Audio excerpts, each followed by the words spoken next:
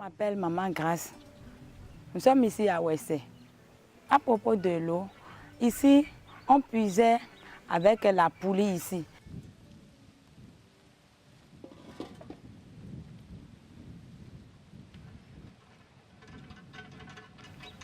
Avec cette poulie, on s'efforçait pour tirer la corde parce qu'on jette le seau dans le puits. Le puits étant trop profond, nous trouvons beaucoup de difficultés. Par exemple, moi, je n'arrive pas à puiser ça parfois. Parfois, c'est mon mari qui me puise de l'eau parce que je n'ai pas assez de force pour puiser de temps en temps. Par la grâce de Dieu, on nous a offert une pompe ici. Même hier, j'ai rempli ma jarre qui me sert à boire avec l'eau de pompe.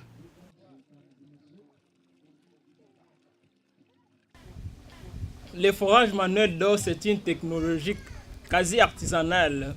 Une technologie ancienne et vieille, mais qui vaut son pesant d'or pour nos milliers et pour ce temps.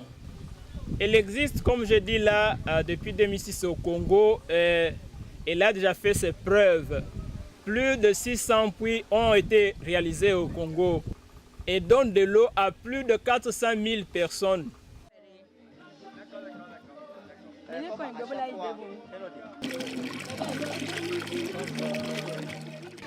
L'idée fondamentale de l'ONG Bonagera, qui a été fondée en Allemagne, c'est que nous sommes convaincus que l'Afrique détient plus de 98% des réponses à ses propres questions. Et c'est pour ça que nous sommes plus ou moins à la chasse d'exemples probants qui existent, mais qui sont souvent solutions niches. C'est-à-dire, elles sont quelque part, mais ont des difficultés de s'épandre. Voilà. Et c'est pour ça que notre équipe, on est descendu au Congo sur l'appel de quelqu'un qui nous avait dit, là, il y a un projet qui vaut la peine, parce que ça concerne l'eau, mais aussi l'emploi. Et surtout, c'est une réponse, disons, locale, parce que c'est, comme on avait dit tout à l'heure, une technologie qui n'a pas besoin d'importation, oui, qui peut se faire ici, qui est maîtrisée ici.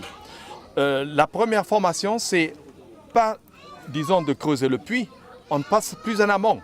Nous fabriquons d'abord les outils de travail ici sur place, c'est-à-dire les outils de forage et la pompe elle-même.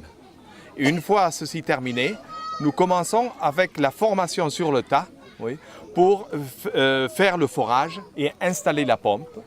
Le résultat, c'est bien sûr l'eau, mais surtout, disons, la formation qui a été donnée aux jeunes. Et souvent, nous recrutons dans les villages même. Oui. Et c'est là que nous réveillons, disons, une vision pour beaucoup. L'objectif, c'est la création d'emplois. Oui. C'est de pouvoir faire des choses ici sans importation. Nous pouvons répondre nous-mêmes aux questions africaines. Oui. Et bien sûr, donner de l'eau qui est essentielle. Il y a une différence de goût avec Là où il y a l'eau, il y a la vie, aussi bien pour les animaux que pour l'homme. Donc fondamentalement, vous avez vu les villageois de Ouessé à Ouida, très enthousiastes qui sont venus appuyer le projet. Donc c'est un projet innovateur, capable de mettre, n'est-ce pas, au travail, dans le sens de l'entrepreneuriat, des jeunes. Il suffit qu'ils se décident. Donc en réalité, c'est une ouverture. C'est un nouveau produit que nous devons apprendre à consommer. Et je crois qu'ils sont disposés à multiplier, à répéter, n'est-ce pas, cette expérience au profit d'autres villages.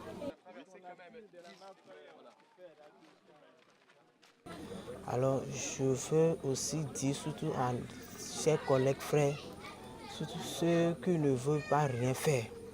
C'est vrai que c'est un travail qui a été un peu dur, mais il faut qu'on se donne, parce qu'on a besoin de l'eau. Sans l'eau, on ne peut pas faire. Il y a trop de différences, parce que l'eau de pompe est propre, sans tache, et encore a une saveur qui est très douce. L'autre, parfois, ça sent. Si on se douche avec l'autre, parfois le corps se noircit. Avec cette eau propre, notre santé sera assurée.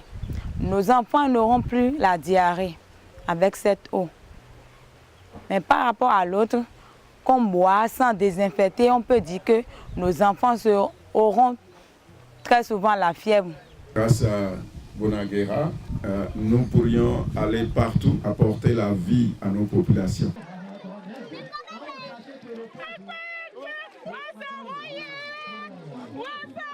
Avec cette pompe, tout le monde peut chaque fois laver le linge. Parce que la poulie même rend les gens paresseux et puis on stocke les habits sales dans des chambres à cause de l'eau. Moi, je souhaiterais qu'on fasse cette pompe-là dans tous les quartiers de notre village et que tout le monde aurait la facilité de prendre ça.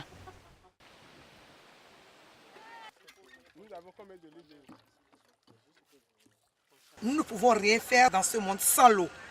L'eau qui est source de vie. Et par une simple mécanique conçue ici au Bénin, très facile à exploiter, à manipuler, avec des produits locaux, je veux dire, c'est formidable ce que nous venons de voir.